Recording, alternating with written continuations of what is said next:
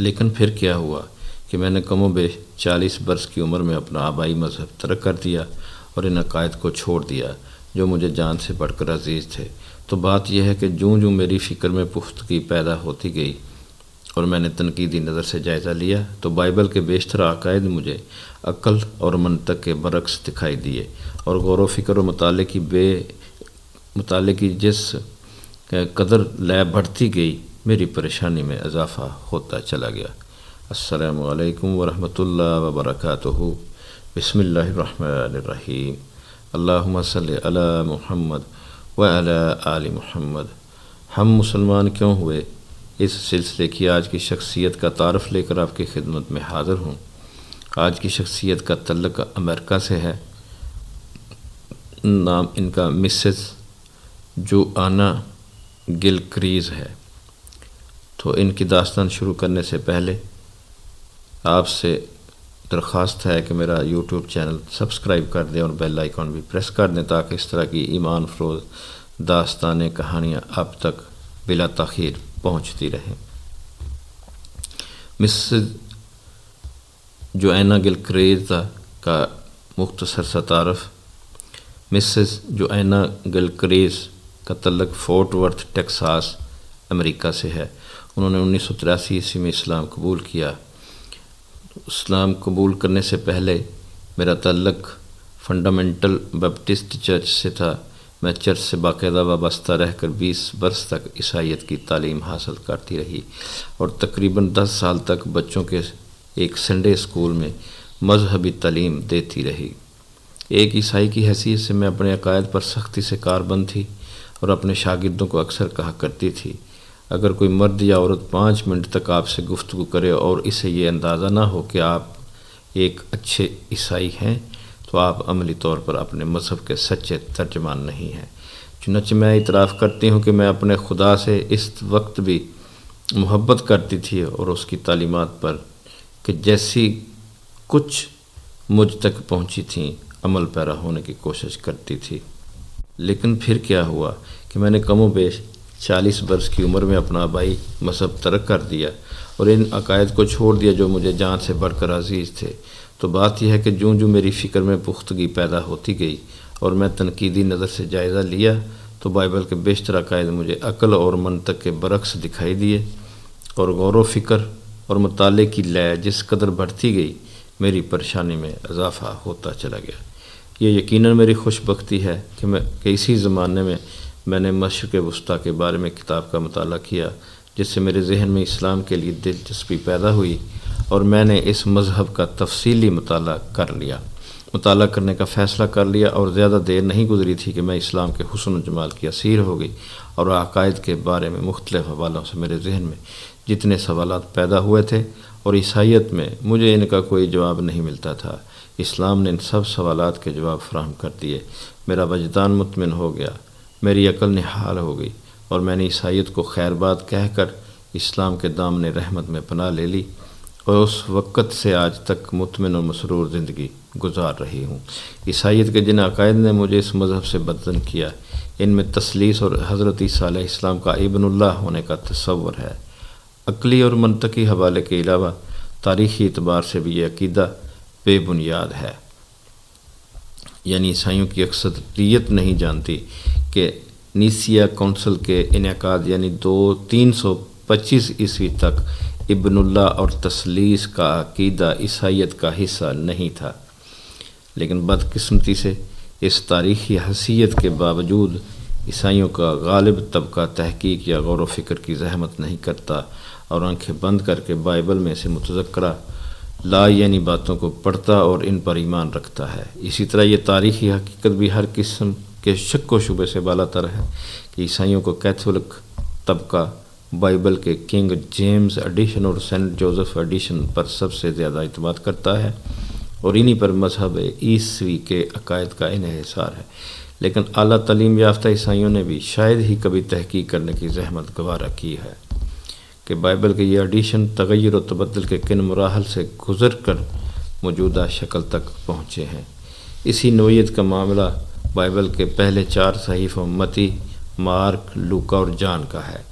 یہ چاروں حضرت مسیح کی سیرت اور اقوال پر مبنی ہیں اور موصوف محترم کے 50-60 سال بعد مرتب ہوئے تھے، اور چاروں کو الگ الگ افراد نے ترتیب دیا ہے، چنانچہ چاروں میں واقعات اور اقوال کے اعتبار سے جو فرق و امتیاز اور تضاد ہے وہ جگہ جگہ نظر آتا ہے۔ لیکن عجیب بات ہے کہ اس سب کچھ کے باوجود اسے کلام الہی سمجھ کر پڑھا جاتا ہے۔ عیسائیت کے جس رخ نے مجھے اس مذہب سے مزید بیزار کیا وہ مراد یافتہ اور پیشہ ور پادریوں کا طبقہ ہے، جو اپنی شوق و شوکت اور سج دج کی وجہ سے گرجوں کی فضا کو بظاہر مرعوب کن اور مؤثر بنا دیتا ہے، لیکن ذوق سلیم اسے خوش دلی سے قبول نہیں کرتا، اور سادگی کا وہ تصور مجروح ہوتا ہے جو کسی بھی مذہب کی روح سے وابستہ ہے۔ اس کے برعکس میں نے اسلام کا مطالعہ کیا تو جیسا کہ پہلے بتا چکی ہوں، مجھے اس کی سادگی اور تعلیمات کے عقلی اور عملی پہلو نے بہت متاثر کیا۔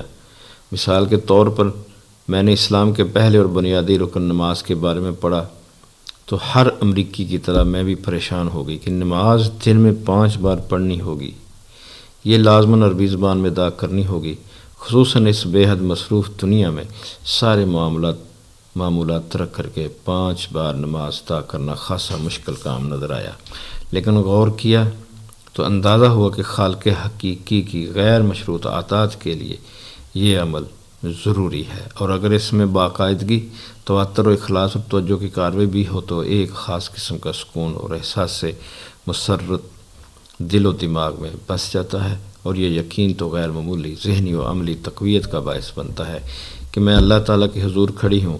یہ یقین زندگی کے روزمرہ فرائض کی بجاوری میں خاص طور پر ممد و معاون ثابت ہوتا ہے۔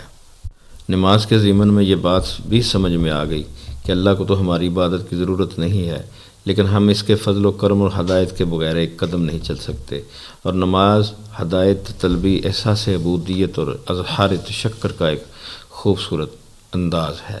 ایک باعمل اور مخلص مسلمان بھائی نے ایک مرتبہ تمثیل کے انداز میں نماز کے فوائد بیان کیے، اور یہ مفہوم اس نے کسی حدیث رسول سے حاصل کیا تھا کہ اللہ کے حضور نماز کے لیے جانا بالکل ایسے ہی ہے جیسے شدید پیاس کی صورت میں انسان پانی کے کسی ٹھنڈے صاف چشمے کے کنارے جا پہنچے۔ روح کا بھی یہی عالم ہے، وہ اگر بار بار اللہ کے حضور حاضر نہیں ہوگی تو بھوک، پیاس اور فراق کا احساس اسے سخت مضطرب کر دے گا، اور چاروں طرف پھیلا ہوا بدیوں اور گناہوں کا ہجوم اسے مسخ کر ڈالے گا۔ مسلمان مرد اور خواتین الگ الگ نماز پڑھتے ہیں، اس امر نے بھی مجھے بہت متاثر کیا۔ امریکہ میں تقریباً سبھی مکاتب فکر کے چرچ اپنے پیروکاروں کو اجازت دیتے ہیں مرد و خواتین جہاں جی چاہے وہاں مل کر عبادت کر سکتے ہیں۔ میرے وجدان کو یہ منظر پسند نہیں آیا۔ اس سے عبادت کا تقدس مجروح ہوتا ہوا نظر آتا ہے، جبکہ اسلام میں یہ بھدا پن نہیں ہے۔ عیسائیت میں شرک اور بت پرستی کا پہلو بھی مجھے پریشان کرتا ہے۔ میں ٹیکساس کے قریب فورٹ ورتھ سٹی میں رہتی ہوں۔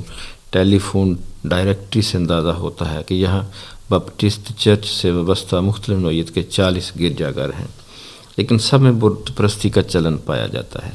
اس کے برعکس اسلام میں توحید کے شاندار فطری نظریے نے میری روح کی پیاس بجھا ڈالی، اور میں اس چشمہ صافی کی طرف لپکتی ہوئی چلی آئی۔ نماز اور توحید کے بعد مجھے سب سے زیادہ قرآن مجید نے متاثر کیا۔ قرآن تعلیمات کی سادگی اور بے لاگ فطری انداز، اس کا عقلی پہلو، صاف شفاف نظریات و تصورات، اور زبان کا حسن اور شکوہ، واقعی قرآن کا ہر رخ بے مثل ہے۔ پھر بائبل کے بالکل برعکس قرآن کی تاریخی حیثیت بڑی ہی مستند اور شک و شبہ سے بالاتر ہے۔ پیغمبر اسلام صلی اللہ علیہ وسلم کی رحلت کے بعد ان کے جانشین پہلے خلیفہ راشد نے کمال احتیاط کے ساتھ قرآن کے تحریری نسخوں کے تقابلی موازنے اور حفاظ کرام کے مشوروں سے اس کتاب کا ایک ایسا نسخہ مرتب کرایا جو رسول اللہ صلی اللہ علیہ وسلم کی ان ہدایات کے عین مطابق تھا جو قرآن کی ترتیب و تدوین کے سلسلے میں آپ نے ارشاد فرمائے تھے۔ چنانچہ تیسرے خلیفہ راشد حضرت عثمان رضی اللہ تعالیٰ عنہ کے زمانے میں جو نسخہ تاشقند میں محفوظ چلا آ رہا تھا اور جو 20ویں صدی کے آغاز میں شائع بھی کر دیا گیا تھا، اسے دیکھ کر پتہ چلتا ہے کہ قرآن آج بھی اسی طرح خالص اور بے میل ہے اور ہو بہو اسی صورت میں ہے جس طرح اپنے نزول کے وقت میں تھا۔ قبول اسلام کے حوالے سے مجھے پیغمبر اسلام حضرت محمد صلی اللہ علیہ وسلم کی بے مثال اور عظیم الشان شخصیت نے بھی بہت متاثر کیا۔ ان کے بارے میں جناب مسیح کی پیشین گوئی یوحنا کی انجیل میں یوں نظر آتی ہے: مجھے تم سے اور بھی بہت سی باتیں کہنا ہے، مگر اب تم ان کی برداشت نہیں کر سکتے، لیکن جب وہ یعنی روح حق آئے گا تو تم کو تمام سچائی کی راہ دکھائے گا، اس لیے کہ اپنی طرف سے نہ کہے گا، لیکن جو کچھ سنے گا وہی کہے گا اور تمہیں آئندہ کی خبریں دے گا۔ باب 16 آیت نمبر 12 اور 13۔ یہ پیش گوئی بائبل کے ہر نسخے میں موجود ہے اور باوجود بہت سی تحریفات کے گزشتہ 2000 برس سے اسے محو نہیں کیا جا سکا۔ یعنی جب وہ روح حق آئے گا تو تم کو سچائی کی راہ دکھائے گا۔ میں نے اسلام کے مطالعے کے ضمن میں جب حضرت محمد صلی اللہ علیہ وسلم کی حیات مقدسہ اور سیرت طیبہ کا جائزہ لیا تو یقین ہو گیا کہ حضرت عیسیٰ علیہ السلام کی پیش گوئی کا مصداق صرف اور صرف آپ صلی اللہ علیہ وآلہ وسلم ہیں۔ آپ 571 عیسوی میں جب دنیا میں تشریف لائے تو اللہ کا دین مسخ ہو کر اپنی حیثیت کھو چکا تھا اور ساری انسانیت گمراہی، بدی اور ظلم کے اندھیروں میں غرق ہو گئی تھی۔ آپ نے بے شمار مصنوعی خداؤں کے مقابلے میں الہ واحد کا پرچم بلند کیا اور ایک بے رحم مردم کش نظام کے خلاف بغاوت کا اعلان کر دیا۔ مجھے رسول اللہ صلی اللہ علیہ وسلم کی زندگی ہر اعتبار سے مثالی نظر آئی۔ وہ سب کے لیے غیر معمولی رحیم و کریم، حلیم و طیبہ اور مخلص شفیق تھے۔ امانت و دیانت اور عدل و انصاف آپ پر ختم تھا۔ آپ کی سیرت اور شخصیت میں تضاد نام کی کوئی چیز ڈھونڈنے سے نظر نہیں آتی۔ آپ قول و عمل اور ظاہر و باطن میں یکساں و یکتا تھے۔ چنانچہ آپ کے انہی اوصاف حمیدہ سے متاثر ہو کر ہر وہ شخص آپ کے قریب آ گیا جس میں تھوڑی سی بھی حصے سلیم موجود تھی، اور اس طرح چند برسوں میں آپ نے وہ انقلاب برپا کیا جس کی مثال انسانی تاریخ میں نہیں ملتی۔ یقیناً آپ ہی روح حق یعنی اسپرٹ آف ٹروتھ تھے، اور آپ ہی نے حضرت مسیح کے بعد دنیا کو صداقت کاملہ یعنی ٹروتھ، آل ٹروتھ کا راستہ دکھایا۔ بدقسمتی سے امریکہ میں اسلام کے خلاف کئی طرح کے تصویرات کار فرما ہے۔ تاریخ اسلام اور اسلامی تعلیمات کے خلاف دانستہ غلط فہمیاں وسیع پیمانے پر پھیلائی گئی ہیں۔ لوگ اسلام کے بارے میں جاننے کی کوشش نہیں کرتے اور تنگ نظری اور اسلام دشمنی کی وجہ سے وہ صحیح و مستند معلومات سے محروم ہیں۔ اس صورتحال میں امریکہ میں مقیم سب مسلمانوں کا فرض ہے کہ وہ اپنے عمل اور رویے سے اسلام کے اس انداز میں ترجمانی کریں اور امریکیوں کے سامنے سچے اور مخلص مسلمان کی ایسی مثال پیش کریں وہ دین حق سے متاثر ہوئے بغیر نہ رہ سکے۔ ہمیں اپنے کردار و گفتار سے یہ ثابت کرنا ہے کہ اسلام نہ صرف روزمرہ زندگی کے مسائل کا بہترین حل پیش کرتا ہے بلکہ عام سماجی اور دنیاوی اعتبار سے بھی رہنمائی کا فریضہ احسن طریقے سے انجام دیتا ہے۔ مجھے یقین ہے کہ جب ہم اپنی ذاتی اور سماجی زندگی میں اسلامی تعلیمات پر عمل کریں گے اور مثالی مسلمان کی حیثیت سے زندگی گزاریں گے تو ارد گرد کا ماحول متاثر ہوئے بغیر نہیں رہے گا اور کتنی ہی پیاسی روحیں اس طرف کھینچتی چلی آئیں گی۔ الحمدللہ آج کی شخصیت کا تعارف مکمل ہوا۔ انشاءاللہ پھر کسی دوسری شخصیت کا تعارف لے کر آپ کی خدمت میں حاضر ہوں گا۔ تب تک کے لیے اجازت۔ اللہ حافظ۔ اللہ آپ کا حامی و ناصر ہو۔